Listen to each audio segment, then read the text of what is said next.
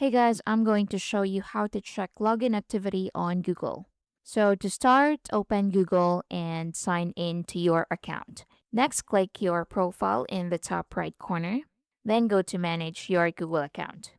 Now from the left sidebar, click security and sign in, or you can also click devices from here. So in here, you'll see every device currently signed into your account or recently used. So select any device to view details, such as device type and name, last activity date and time, approximate location, browser, or operating system. So enter your password. So if you notice a device location or login you don't recognize, select on it.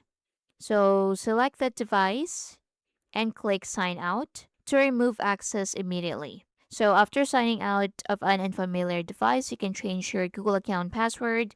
You can turn on two-step verification if it isn't already enabled. You can review your recent security activity for any unusual changes.